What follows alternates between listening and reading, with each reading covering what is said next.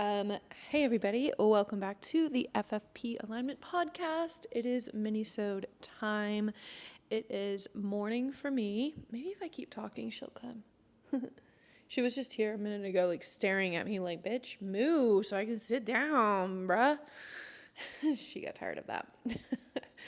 But yeah, it is morning for me. It's very gray. I'm gray. My blanket's gray. We're all gray. It's okay. It's been rainy the past couple of days, but it's okay. It's spring. Everything's super green, and I love it. The flowers are blooming. Summer's coming. I love it. Anyway, happy Friday, Junior, everybody. I hope your week has been off to, well, so far, up to this point, a really good week. It is, let's see, I'm about to end week 2 of my cut. It's going pretty well. I will say that this past weekend, the very first weekend in my cut was a little rocky. I'll say that. Mark and I, we just get swept up, bruh. We get swept up in like the fun and the vibes and all this stuff. And it's a learning process. It's a long one. And a lot of people avoid that or give up the second that you got to make some hard choices when you're out and about with friends and, you're having fun. And that's always, like I said, a work in progress. But we're there, we're doing it, and I'm very determined. So, yeah, we're doing it. Mark's kind of been a little wobbly on his tracking, and I was like, I know, it's really annoying, but you kind of don't do it one day, but then just get back up on it the next day. It's no big deal. It's a learning progress, right? Learning progress? Whatever. It's a lot to get used to. He's really disciplined and he's really determined and disciplined when he sets his mind to things, and I very much admire that about him. He's very motivated, and he carries it pretty well. But just like me, the Friday comes around, it's like, let's just relax, But I said in my check-in on Monday, I was like, I'm really learning more about myself and how I like to operate on the weekends. Like, yes, I'm home all week long. I barely ever leave this apartment. I left this apartment once. Okay. Besides going to the gym downstairs, which I've done twice, but outside of this building, I've only left once. And that was 2 days ago. What day is it? Yeah, 2 days ago. And then by the time the weekend pops around, I want to get out. We're out. We're going to brunch. We're going to some activity or a concert or a hockey game or something like that. We're not home, which is great. But then I'm also learning about myself. Like, I've cooked all week. I don't really want to be in the kitchen. Not a big fan of chores on the weekend, except for like Sunday nights or something when we're prepping for the week. That's fine. I have no qualm about that. But yeah, when it comes to the weekends, we want to be all willy-nilly with our schedules and stuff. So I said in my check-in that I'm really starting to help myself. I don't know why sometimes these things take so long. These simple little things take so long to implement into my life. So for example, since I don't like to cook on the weekends, I've started to buy, what's the brand? It's a frozen meal. It's not lean cuisine, but it's one of those ones that are a little bit better, a little more higher in protein, lower calorie, better ingredients. And I'll just buy like 3 or 4 of those. They're like $3-5 a piece. And that's what I'll eat on the weekends to make sure I get my protein in, because that's what lacks on the weekends, as well as my water. And I'm not just like staring at the fridge, wondering what to eat. I don't feel like eating leftovers. I'm a child, basically. So yeah, I've started to buy those little frozen meals because they're good and they are, whatever you call it, guilt-free. Jeez Louise. they're guilt-free because, they have good numbers, all that stuff. So that's one example. It's like, why did I start doing that sooner? Well, it's another example of trying to do what I think I should be doing versus what I should actually be doing that is more helpful to me and how my schedule is, how I am on the weekends. And of course, there's still some hard things that I got to decide and some things I got to say no to. And that's, again, all a learning process. And, but there are ways in which I can make it easier on myself. So that's the journey we're on. And that's what I encourage everybody else to do. So, yeah. That's how it's been. We're coming up on a weekend here tomorrow and the next day and the day after that. So we don't really have much planned. Oh, hi, baby boy. It's Walter. He's been laying on my shoulders a lot lately. Like, oh, it's so cute. Anyway, this weekend, what are we doing? I'm going wedding dress shopping with a friend who's getting married, obviously. We're gonna hit up a few stores. I thought that would be really cute. And ew, Walter, what is all over you? You're wet. Oh no. Here we go. Just right there. We're very monochromatic, Walter. Look at us. We're so cute. But yeah, I'm wedding dress shopping, and then, not much else is going on. Gotta hit the gym. Oh gosh, there's definitely something I'm missing. It's always like that these days. Is that what it's like getting older? No, but I'm going to implement a good plan and I'm going to stick to it this time, especially with my water. I'm really not great with getting my water in on the weekends because my Monday rolls around, my weight is not, I weighed myself this morning and I was down a pound, which is great. I haven't been at this exact number in a while. So I was like, oh, this cut is cutting. And but I didn't log it in our little app because it's like, oh, well, sure enough, on Monday, it's going to be back up 2 pounds or even just 1, which is fine. 1 to 2 is not that big of a deal. But that is an area we want to see the progress in. Ow, Walter. And so sure enough, by Monday, it's never the number you want to see or saw before. And so I just think that is part of the problem with my water intake on the weekend. So that's what we're going to do. So yeah, what do you think, Walter? Can you... Yep. So let's get into this week's questions. Bumpy dum bum bum. What am I doing? Here we go. Okay. Sorry for going kind of fast. It is morning for me. So I have a busy day, so I got to do this in the morning, and my brain really hasn't quite woken up yet. I'm a slow burner in the mornings, I got to rev the engine. Takes a little longer for me to warm up. Unlike Mark, he's so cute. He wakes me up, and he definitely starts my day off right, and then makes me my coffee. It's so cute. Plus, my dad is going to be here tonight. Last weekend, my brother and my dad and my brother's son, my nephew, drove through because him and his wife live in Florida, but they moved to a new house. They were living the RV life, which is so cute. And they started renting a house, so my brother had to go back to Nebraska to pick up all his stuff.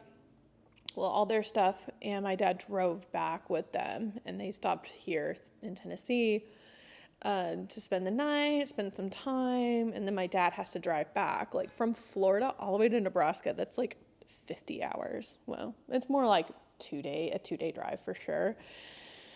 So yeah, I get to see my dad again tonight, and I don't know what we're gonna do. I'll probably cook.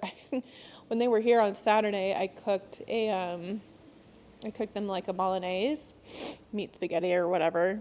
Oh, see, look at Walter. Look at him.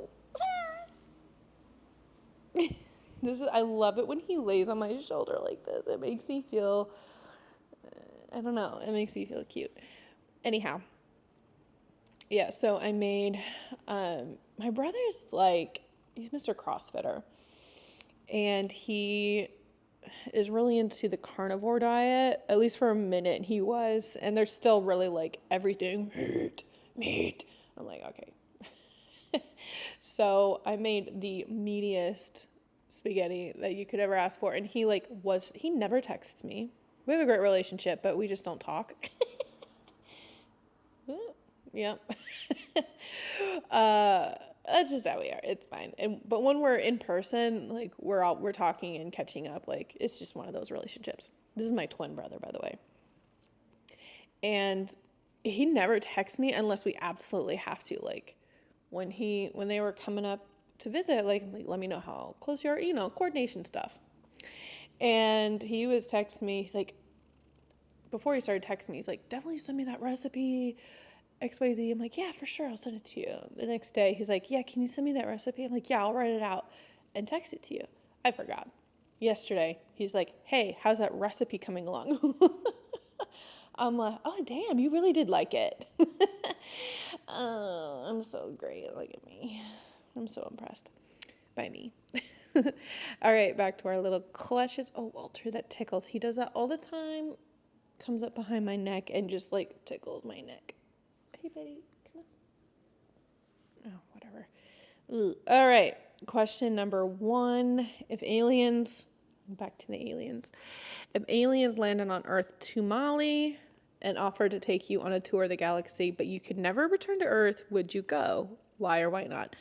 If Mark came with me, yeah, I'd definitely go. I mean, yeah, that would be pretty awesome. And especially if I could communicate back to the Earthlings what's out there, and assuming I can survive and live fairly comfortably, all that stuff. Absolutely.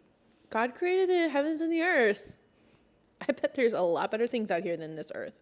Sorry, Jesus. I didn't mean it like that. All right, next. Who in your life embodies the essence of kindness, and how have they shown it? Let's see. I mean, the first person to come to mind is my mommy. She's gives a lot of grace to people who don't deserve it. Not necessarily, well, she does, but there's not a specific moment where I witnessed it, but I experience it a lot in our conversations when I'm talking about something I'm upset about, or, if I'm, things like that. And she's always, like, what's the opposite of devil's advocate? Like, the opposite of that. It's like, Mom, I don't want to hear how they might be a good person. They hurt my feelings. Like, well, you never know what they're going through and blah, blah, blah. I'm like, well, I don't care. She's definitely the first person that comes to mind. Let me think. I do have some friends that are just really kind people. Like, the one I'm thinking of is Rosetta. I know you're listening. There's those people in your life that just have that heart that you just want to put in your pocket and always be around, because it's just so loving, warming presence, and I just really like that about her. I'm crushing so hard. I get to see her next week. Casey's doing her show next week in Salt Lake, and she's popping along. I'm so excited. Anyway, okay, I'll move on. Hey, baby. Oh, you need to shower. You're dirty. I need to shave him. Well, at least give you a widow twin. All right, next. Who has inspired you to challenge your own limits, whether physical, mental, or emotional? My parents, for sure, for a long time. Why wouldn't they? In good ways.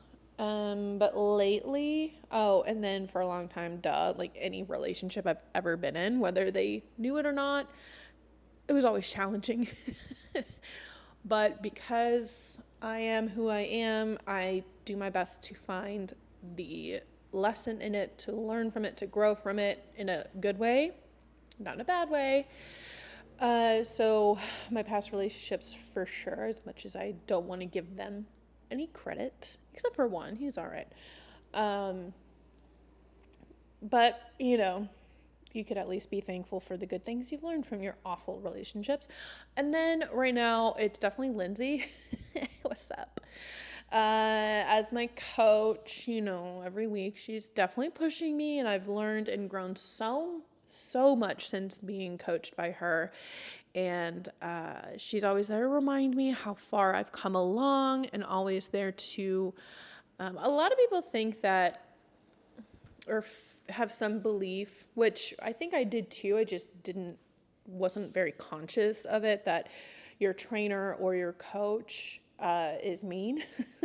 Like, you kind of don't disclose some information. Like, if I drank too much last weekend or something, I don't say anything like that because I don't want to get yelled at.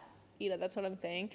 And that's not the truth. It should not be that way. They're awful coach or trainer if they're like yelling at you and berating you and making you feel bad about ways in which you've messed up or something.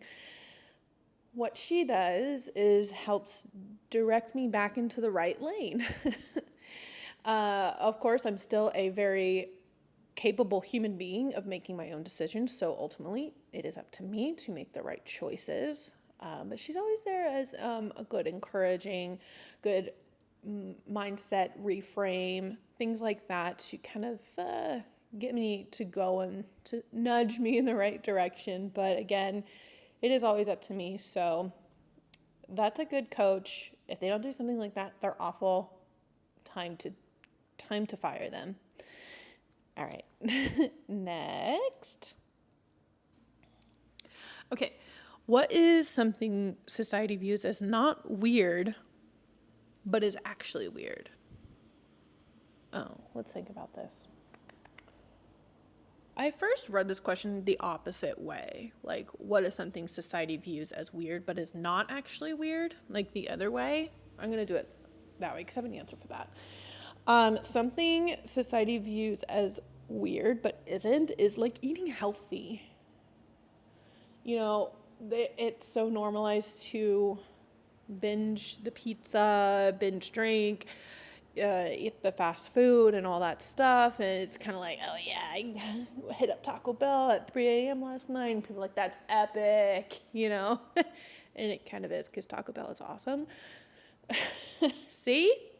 But when you talk about like, oh no, I'm not going to eat that, or I already ate, or I got my meal prep or something, when you do something kind of against that, it is kind of like, you're kind of the weird one, and that's uncomfortable for us. You know what I mean? And like we all grew up eating cereal for breakfast, right? That was like really normal, and that's definitely not. It is, but it isn't, and it definitely shouldn't be. So eating like an eggs and toast or oatmeal, like those are pretty normal, but it's still viewed as like, you know what I mean. A lot of like health foods have been turned into an enemy.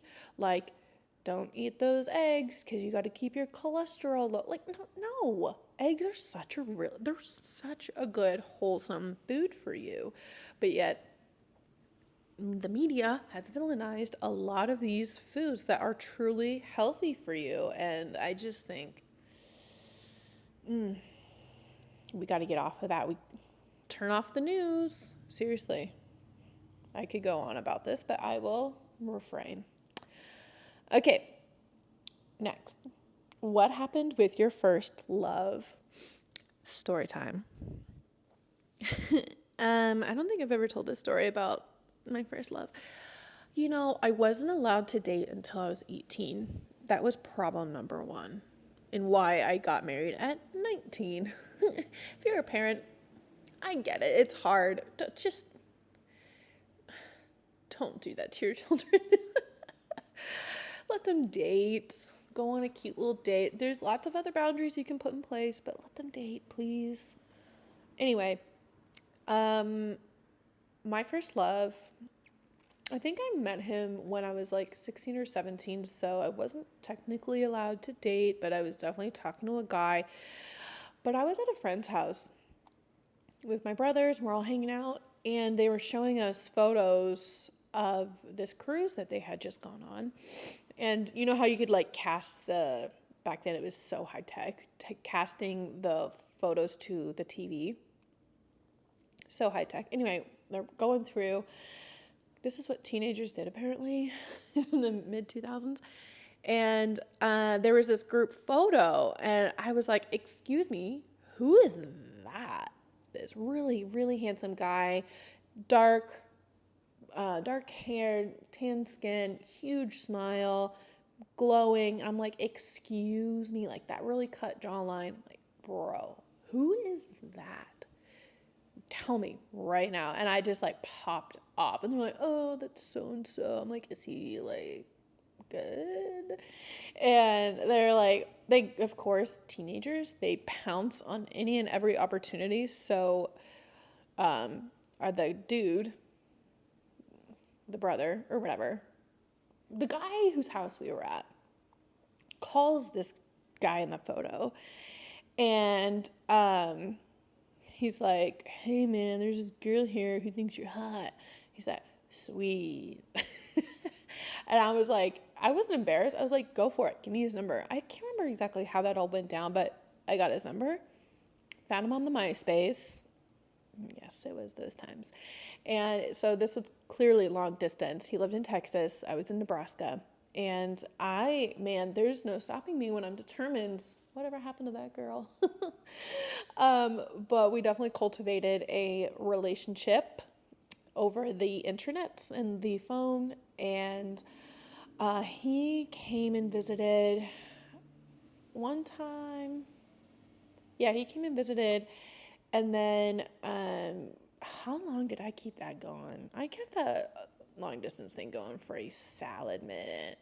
But it was definitely my first like major love and crush. He sent me flowers on Valentine's Day, which I was like, excuse me? Excuse me? I'd never received flowers on Valentine's Day. It was so cute. And but eventually, as any long distance relationship ends up, especially when you are teenagers, it definitely started to wane off. But I did end up visiting him at one point, and my parents were just like, my brothers, from what I have been told since then, that they could not believe that my parents let me go. And this is a great parenting advice, life advice, because my parents were really good about, once we got to a certain age, they were really good about like, they got to make their own decisions. They have to learn themselves. We can only be an influence, things like that. Excuse me.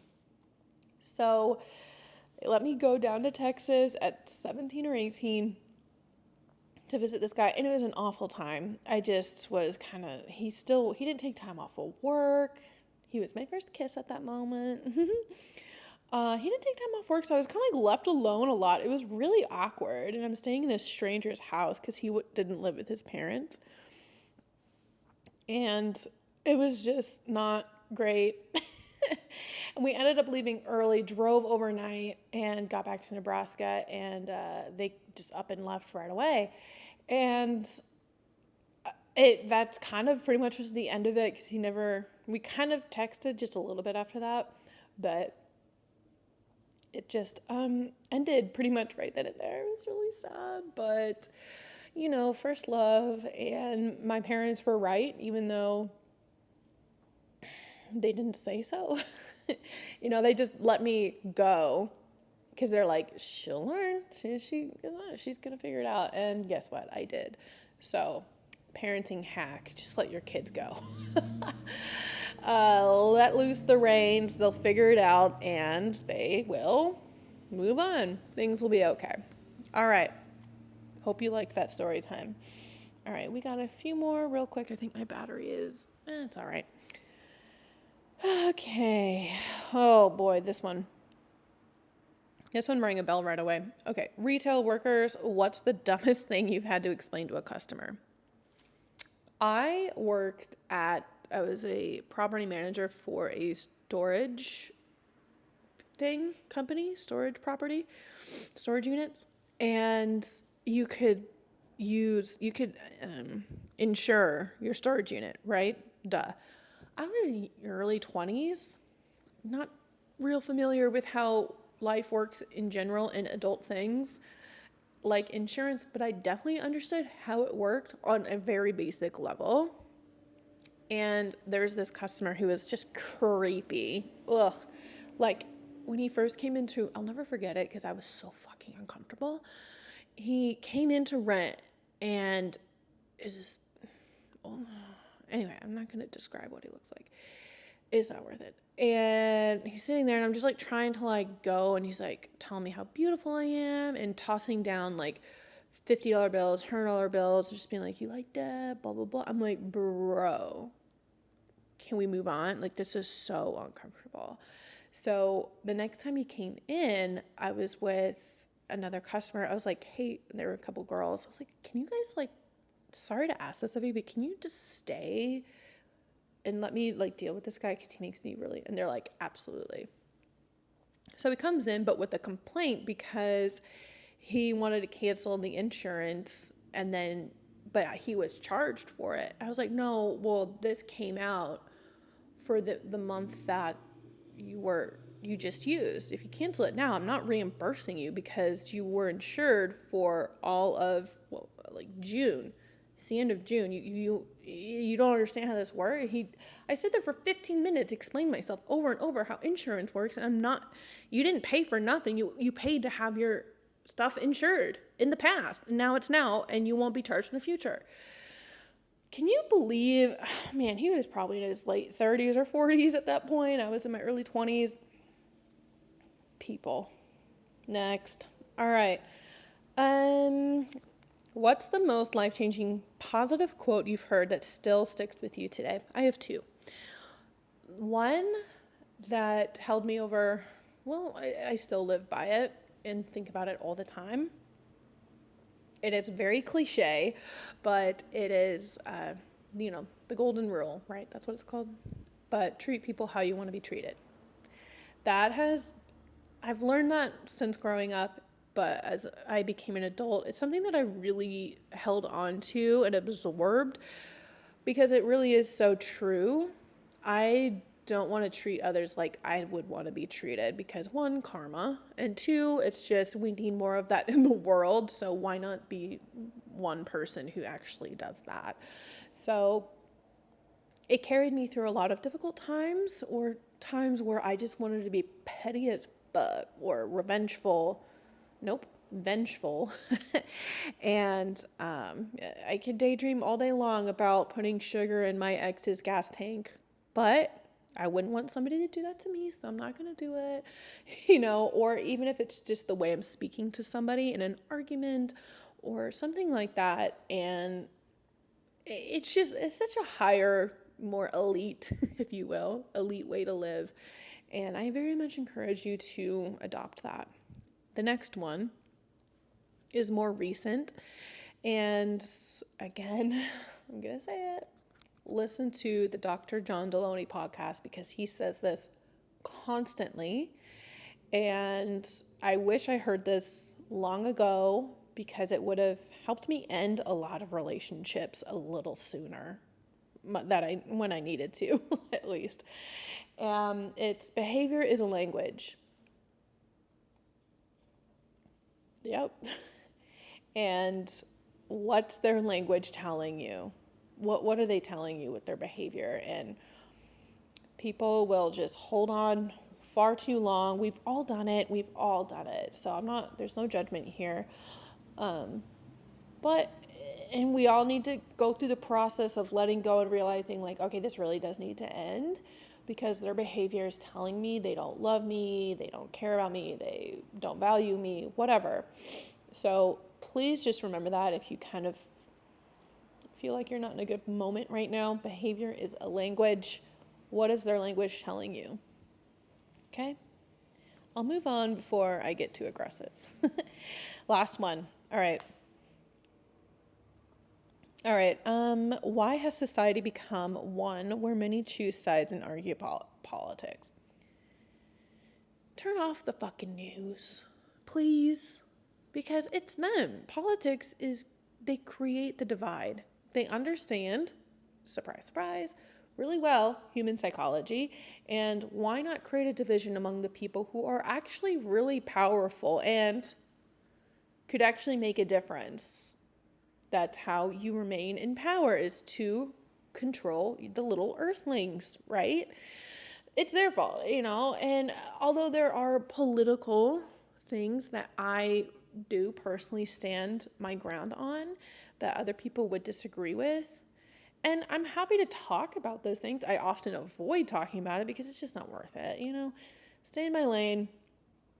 But if I get into a conversation about things where I might disagree with them on, and it's a political issue, we'll talk about it, but I refuse to let it affect my relationship with them. I know when to shut up. I know when to let it go, let them have their moment, their little pedestal, let them do their little speech. I'm like, all right, well, there's no point. You're not changing my mind. And everyone is pretty much like that.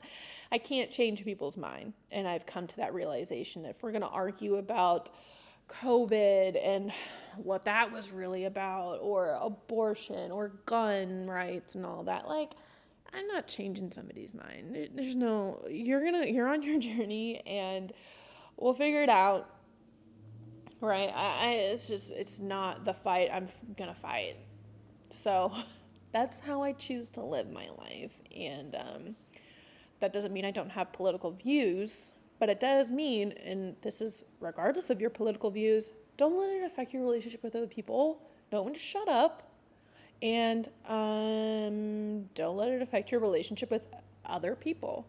If it's a stranger on the street, who gives a fuck? But if it's like your actual family member, might be time to rethink your approach. Oh, well, look who it is after all this time. Jasmine, come here. Come say hi to the camera. Come on.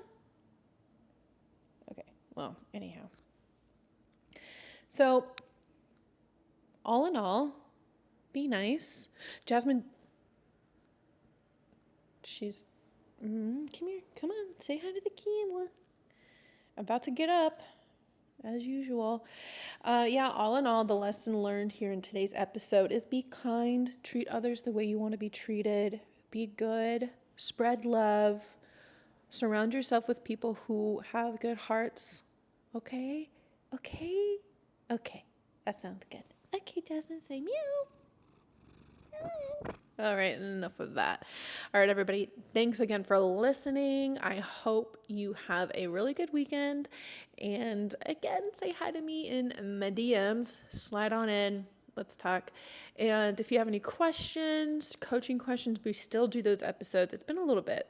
We need to start gathering some more. So if you have any coaching questions, big, small, trivial, not trivial, nothing's off the table for your coaching questions. So please send those in to the email below, or just, like I said, DM me.